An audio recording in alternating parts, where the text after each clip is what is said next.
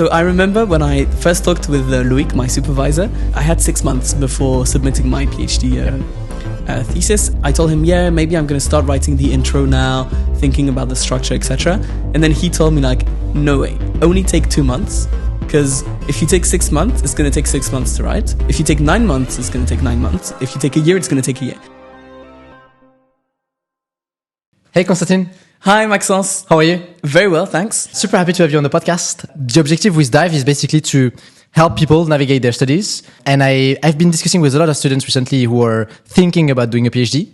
So I would love to discuss this topic with you today. But before that, can you maybe introduce yourself and give us a background of who you are, basically? Yeah, absolutely. Thank you so much for having me. Yeah, my name is Constantin, and I just finished last year my PhD in quantum computing. So I started my PhD, I'd say like 4 years ago. And this was after studies that I did at École Normale Supérieure of Lyon. And before that, I did a bachelor's degree, which had quite a lot of research, actually, in a university which is in Paris, which is called Paris Sciences et Lettres. Yep. And so after that, what was your thought process regarding the PhD? So when you entered the master degree at ENS, was it clear for you to do a PhD, or was it like after a few experience in labs? Yeah, so I remember really well telling my director of studies that I would never do a PhD. Okay, because I come from a family where people work in industries. My brother's an entrepreneur. There's a lot of people working really like business life. Yep. And I saw that the PhD life was kind of complicated. Why? What was kind of intriguing for you? So academics, sometimes they look a bit like rats in the libraries, right? They spend a lot of time working on stuff which isn't really understandable. Yep. Pretty quickly, you don't really understand what they're doing. Yep. It also looks very solitary, and I like to be with people, work with people. So for me, really, PhD sounded like everything that I didn't want to do. Okay, interesting. And so what was the trigger sort of event for you? So the trigger was that so at the end of your Masters 2, you have to do a 6-month internship, but it has to be in an academic setting. Okay. So I asked my director of studies if I could do it, not in a lab, but if I could do it in a company. And this is the moment where Pasqal was actually created. So the company where I work now and where I did my PhD. Yep. And I was allowed to do my 6-month internship over there. But it was only because I told my director of studies that it was something which was really technical. Okay. So he was okay with it. And before joining Pasqal, I think you did a few internships or exchanges yes. with a sort of academic setting, right? Yeah, absolutely. So before that, I was in Chile. Okay. I was in a university which was really nice. He was the professor I worked with. He was actually before at Harvard. Okay. And then physics lab at Harvard. And then he went back to Chile because he wanted to have his family over there. And it's true that I went there. The first reason was that it was very far away from my parents. So it was like 14,000 kilometers away. Okay. And then, but also I really, really enjoyed, it's true, like my internship over there. Super interesting. I really saw that the people were working on things they enjoyed and they could spend so much time working on it. And I really felt people were passionate about what they were doing. What was the topic of the internship? So the topic was a tiny bit technical, but it was somehow related to quantum computing. Okay. We were looking at defaults in diamonds, and you can use those defaults in diamonds to sense very, very small magnetic fields. Okay. So it's kind of this was my internship was more theoretical. Okay. But then there's quite a lot of use cases actually with it. And was it your first time basically dealing with research, like pure theoretical research? No, so it even started before, right? So when I was at PSL, so Paris Sciences et Lettres, when I was in second year of bachelor, we also had to do an internship in a lab. So I went at École Normale Supérieure of Paris, and I was in a physics lab, and I think it was honestly one of the best experiences I had. Why? So, because the researcher I was working with was extraordinary. So his name is Sylvain Gigant, and he has a unit, and they research really interesting stuff. So what they look at is that they're trying to see across matter, which is, for example, like clouds. So things that are not transparent, how can you try to see across this? And so they developed this really fancy method where you can, like the rays of light, you can refocus them behind the cloud. And so that means that you can see behind the cloud. But so this has tons of applications because you can use it in medicine, for example, to look deep into the skin or tissues, exactly, satellites. You have a lot of different use cases. Crazy. So yeah, it was fascinating. And there was also a lot of freedom in what I wanted to do. So like I developed some kind of genetic algorithm to optimize something. and it worked pretty well. So then they used it. So I was really happy about it. And so even with this like sort of amazing experience for you, you were not kind of sure about doing a PhD postmaster. Exactly, but really because of the conditions. Okay. Honestly, salary is low. Yep. Social conditions are very difficult. So I think in labs, anxiety and depression are extremely high. I don't want to say bad numbers, but I have in my head something like 30 to 45% of people who have anxiety during their PhD. So I think it's really, really tough. So you interned at Pasqal. Yeah, exactly. Can you maybe present what Pasqal is doing and what was your role as an intern? Yeah, so that was a long time ago now, so I'll try to remember. So Pasqal is a quantum computing company, which is developing quantum computers based on a technology which is called neutral atoms. So quantum computers, the idea is that it's computers that are potentially much more powerful than classical ones. So in theory, we found some quantum algorithms that are super fast. So for example, there's something called Shor's algorithm, for which you can factorize into huge prime numbers. Yep. And this can help you in cryptography, for example. So this is why there's been a lot of investment on quantum computing. But then people have tried to build those quantum computers. And the problem is those computers are extremely fragile. So it requires a lot of exquisite control to be able to trap a system which is quantum in itself, and then control it and use it as a computer is extremely difficult. Okay. So you have many different techniques to try to build a quantum computer, and quantum happens at a very, very low scale. So what we do at Pasqal is that we manage to trap individual atoms, and on these individual atoms, we can encode information. And then we let the atoms evolve, we measure the atoms, and then you get quite magically the results of your algorithm. Cool. And so what was your role as an intern when you finished your study, basically? Yeah, so I think the first thing was really to understand what was happening. Yeah. So it's super complicated. And Pasqal is a spin-off of a scientific lab from Institut d'Optique. Okay. And so we were working, our office space was actually right over the lab. So we could go and talk with the researchers. So I think the first thing was really to get a good understanding of what we were doing. Yep. And then I mainly worked with EDF on a use case because those machines, initially, they were used to study some very fancy academic kind of research. Okay. And we wanted to see if there were any use cases we could develop. With the industry? With industry, Okay. exactly. So can you solve, for example, optimization problems with EDF when they want to do some smart charging of electric vehicles? So that was my big subject. And so you were kind of in a like research setting, but with industry sort of relationships and use cases. Exactly, and that's what I loved. Yeah. Because you were looking at some technology which is very complex and very intriguing. Yep. And at the same time, you go up to the client and you try to understand with them what do they exactly want to solve and how can you help. And so you finished this internship. Yeah. And then you joined them as a PhD. Exactly. Can you maybe walk us through the thought process behind joining Pasqal again as a PhD? I remember that by the end of the work with EDF, my internship supervisor, Loïc, proposed to write a paper. And that was super exciting for me because it was the first time I had seen a lot of academic stuff. And then it was the first time I could actually be the author of a paper. So that was super exciting. Yep. And that's why also he proposed to just continue as a PhD.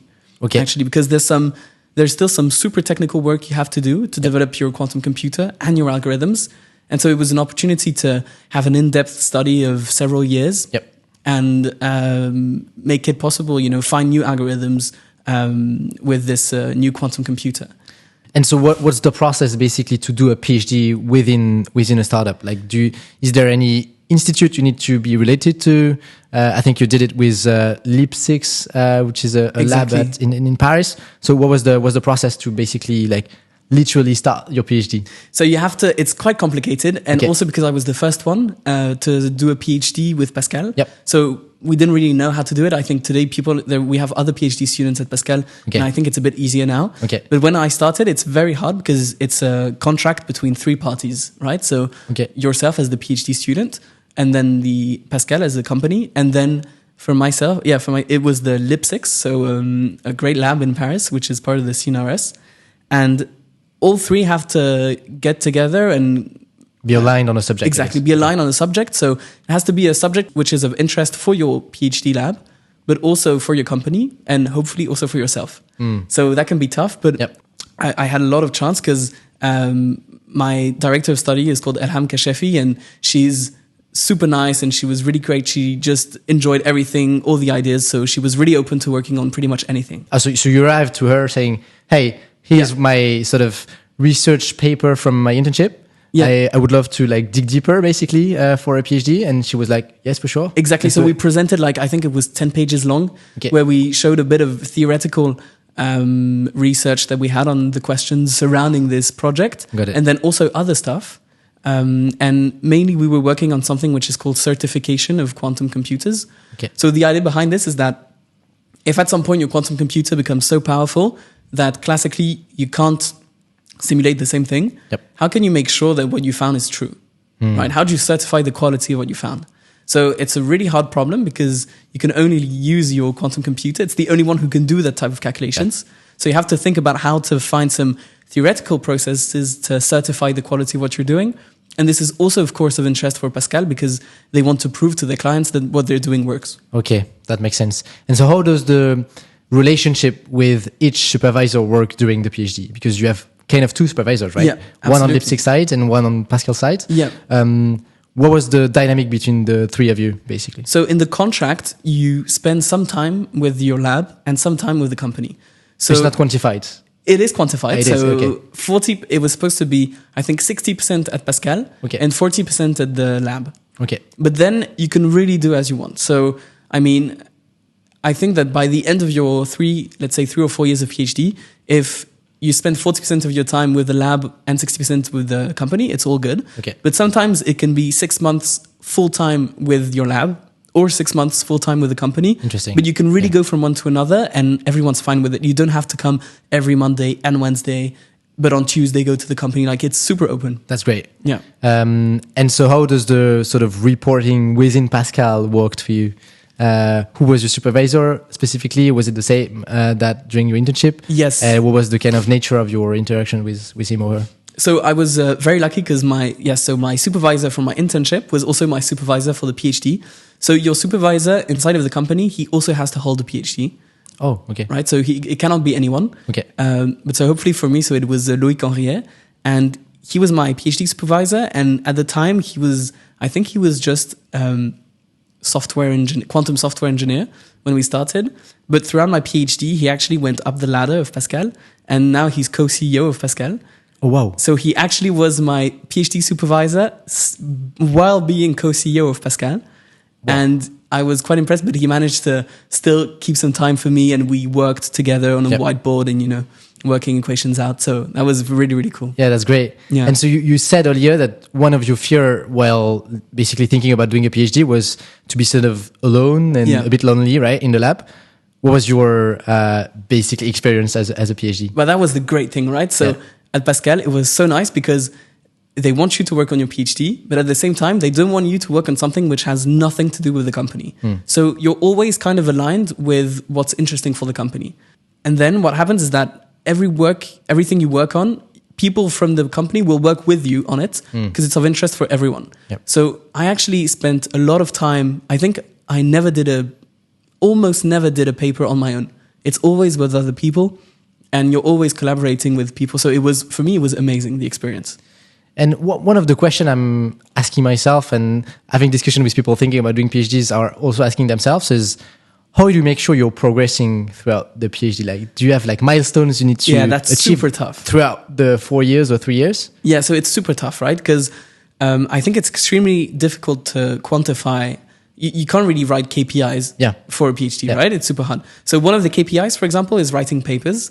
But this can also sometimes, be a bad bias because sometimes you're just going to write a paper with few results, and sometimes you could just spend maybe 6 months more and have better results than publish it. Or maybe you can spend, 3 years working on a subject. Okay. So in France, what's nice, I'd say, is that your PhD, it happens during a time which is restricted. You can ask for an extension, but it's never like more than 3 years and a half or 4 years. Okay. And in the US, for example, it's your PhD supervisor who decides when you're allowed to present your PhD, to defend it. So you can stay for years and very years. long time. So I know someone, so she worked in Berkeley, and she came to her PhD supervisor, which is someone in our community, which is very famous. Yeah. And she told him, I want to prove this theorem. And this theorem is a theorem which is no one had managed to prove. Okay. Everyone knows it's super hard and it's super ambitious as a PhD subject. Yeah. So her supervisor told her, really, do you want to do it? Okay, let's try. And she spent, I think, 3 years, and she managed to prove, let's say, about half of the theorem. Okay. And it was already impressive, and she could have defended her PhD with it. Yeah. And then her supervisor said, you know what? You proved half of it. Now let's just prove everything. Wow. But so she spent 8 years doing her PhD. Oh, wow. Yeah. Okay. So that's kind of the real problem of finding KPIs in your PhD and good milestones. I think it's extremely difficult to quantify. Yeah. One sort of advantage of working usually in a startup is that you basically get some interest if the startup is successful, right? Because you take a risk as an employee as well. There's these stock option schemes where you can get interest in the startup. As a PhD, can you get access to this kind of interest? Yeah, absolutely. So myself, I got access to it. And I think it's something that you negotiate with the people from the company. Yep. I think in startups, they're really happy. And actually, when you're starting a PhD, it means that you're actually ready to spend at least 3 years with your company. Yeah. So I think that PhD students, they should get interest for the companies because typically they're working on heart of the technology of the company and they're going to stay at least for a long time. Yeah. So I think it's if I was to start a company now, I would 100% give options to my PhD employees. Yeah, just to make them align on exactly. the long-term success of the company. Yeah. So you said that you were sort of 60% at Pasqal and 40% in the lab. How was it to be sort of part of Pasqal, but sometimes not here for a couple of weeks or days? Did you feel something specifically around this? I think it was honestly very fine. So a PhD also is something we didn't say yet, but it's very autonomous. You spend a lot of time thinking by yourself, thinking about papers, reading a lot, trying some algorithms, a lot of simulations. So it's always part of the PhD journey is to spend some time alone in the lab. You can always discuss with colleagues, but people don't have to see you in the office all the time. So it's fine if you come by once or twice a week or either in the lab or in the company. Honestly, it works every time. What was maybe your best moment throughout the PhD journey at Pasqal specifically? Do you remember one day that was particularly amazing for you as a PhD student? Yeah, honestly, there's many. So a PhD, it gets so frustrating when for example, you can spend a week trying to prove something. You can spend 3 months on an idea, then realizing that it was super bad. So you just lost 3 months.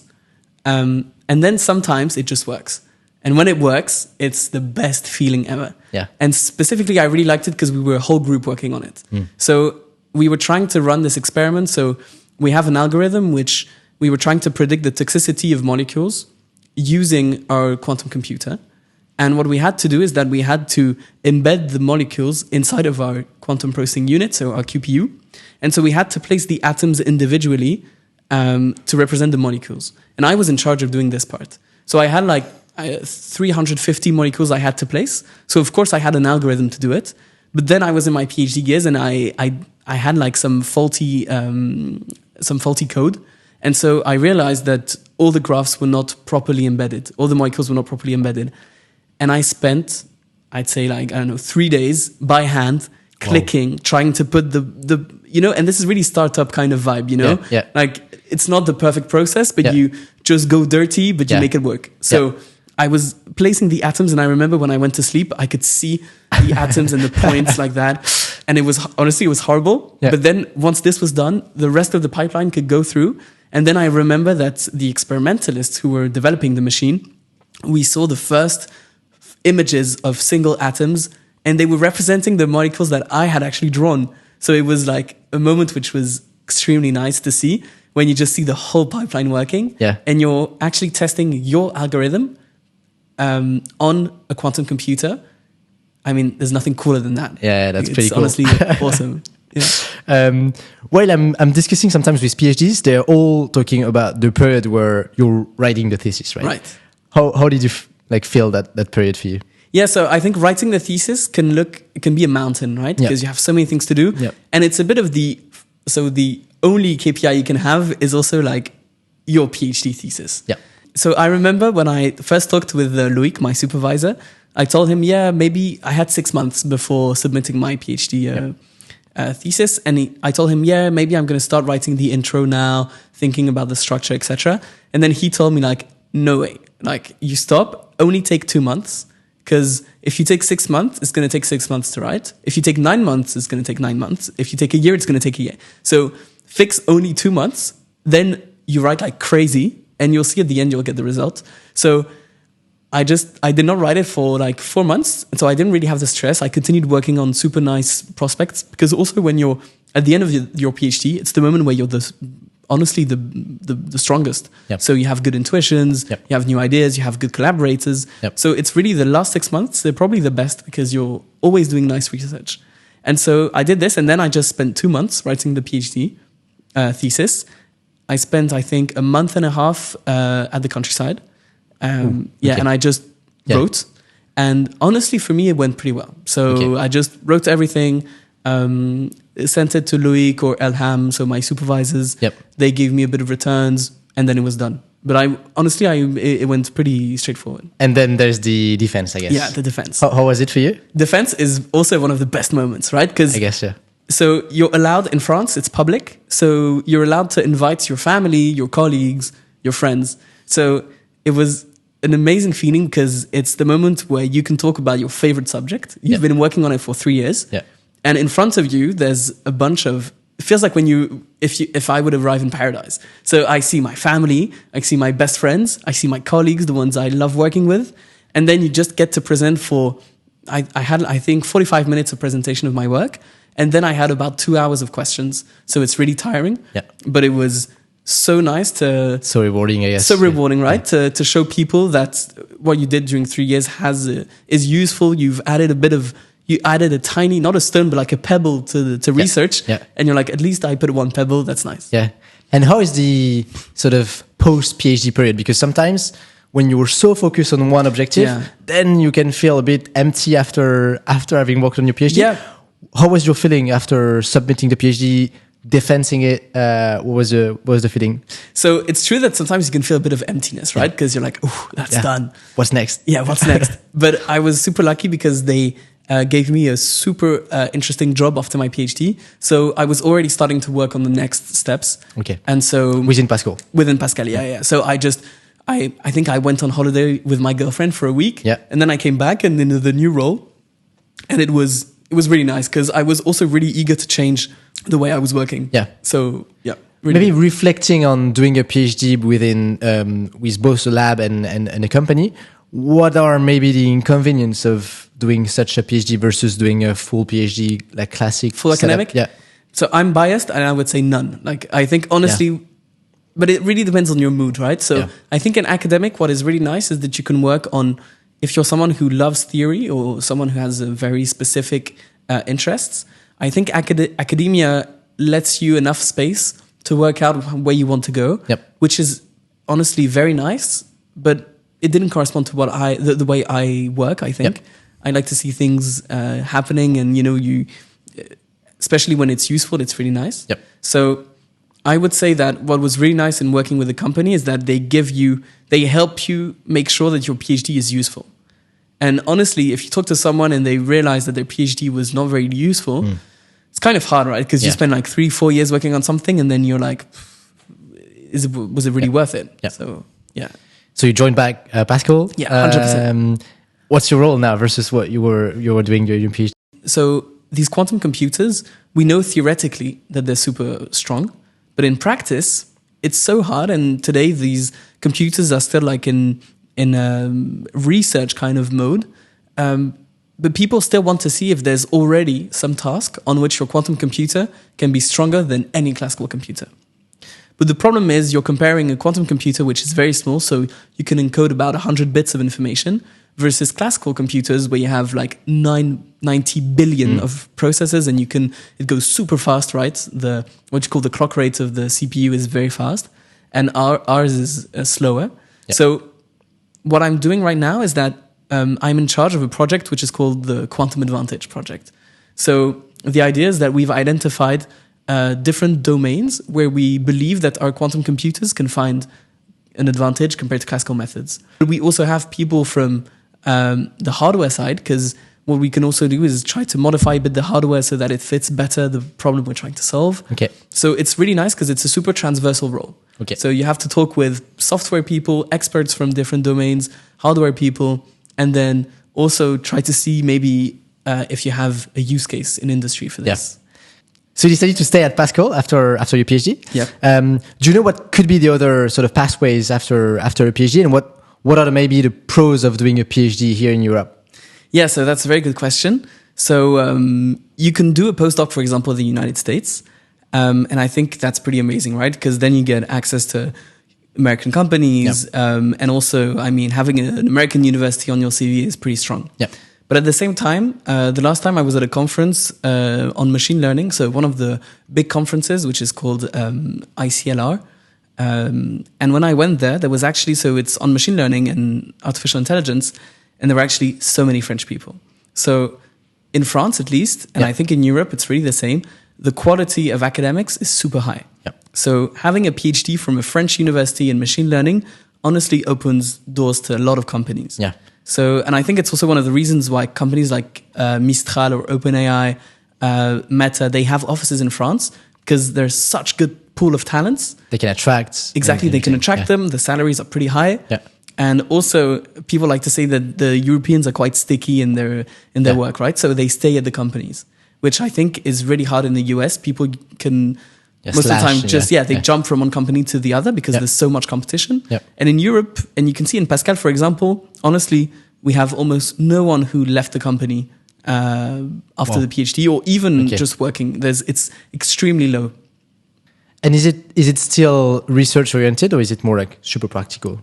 I think it's a bit more practical, but in fact, we still did research. Yeah. So I'm still publishing papers with this project.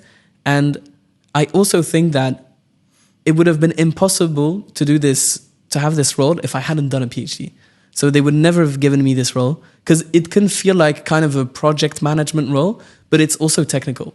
And it's super technical. If you're not sure of what you're talking about, there's no way you're going to find the correct quantum advantage use case. Okay. So that's also why I think if you want to do some kind of if you want to work in a deep tech company, a PhD really gives you the legitimacy of the business. Yeah. I saw you were in Japan recently. Yeah. Right? What was the conference about? What was your role there? Yeah. So it was super nice. I was actually in Japan and Korea. So in Japan, it was a conference which was around, it's very specific, usually scientific conferences. Yeah. And this one was about a specific quantum algorithm. And it's a quantum algorithm that I used a lot. And I've done some research on it. And we use it at Pasqal. So I was presenting how we use this algorithm at Pasqal and what kind of use cases we have. Okay. So that was super nice. And there were also like people from other labs in Japan. So the creator of this algorithm is actually a Japanese researcher, and he was there. So Crazy. It was really nice. People from AWS, they have a quantum group too. So super nice. And then I went to Korea because we have an office in Korea. Okay. It's kind of our base in Southern Asia. And so I spent some time talking with academics over there because I wrote a paper like 2 years ago with a Korean group, and I had never met them before. Oh, nice. So you went to... So it was the first time I met them. And so we had discussions, continued talking about, we have like ongoing collaborations. So it was super nice. That's great. You mentioned a bit the tip about, sort of shortening the time you're writing the thesis to basically not spend too much time writing it. Do you have other tips for people either thinking about doing a PhD or literally doing a PhD? There is a lot of different things I could say. So maybe one of them is, I think you really have to be obsessed by what you're doing. So you have the chance of working on what you like when you're doing a PhD. So really try to find something that, you can, you're walking and you think about it. You go to sleep and you think about it. But you like this moment. It's really a subject that takes you and you want to solve it. So I would advise you to find something which really, really makes you obsessive, right? Yeah, that would be one of the advices I would give. And also to collaborate a lot. So, because when you collaborate, first of all, you collaborate with people who are much stronger than you. So I think I spend my PhD honestly just working with people who are smarter than me. Yeah. And it's the best way to get better at something. And it's also a safety, like sanity check to see if what you're working on is interesting or not. Because you can honestly really quickly get into a narrow field and then you're working on something super hard, but it doesn't really interest people. So have to be super careful about this. Yeah. Are you yourself supervising a PhD? No, not yet. No. Maybe I'm a bit young. Okay. So I think if you want to supervise a PhD, I would say you have to do a postdoc afterwards. Okay. But I don't know, maybe one day. Yeah. Was it an option for you to do a postdoc? Yes, I thought about it. Okay.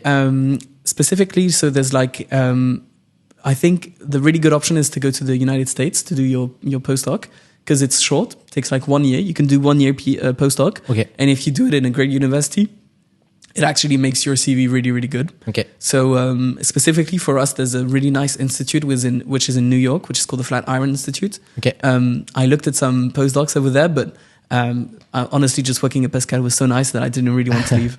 Cool. Where can people follow your journey? Are you publishing somewhere? Do you have a personal website or? Yeah, no, so I don't have personal website. I've always thought about doing it because there's also, I love to do a bit of blogging on but it would be very concentrated on quantum computing. Yeah. But it's true, I should do it at some time, but I haven't done it yet. So I do post on LinkedIn. You can find me there. Cool. Thanks, Constantin. Thanks a lot, Maxence.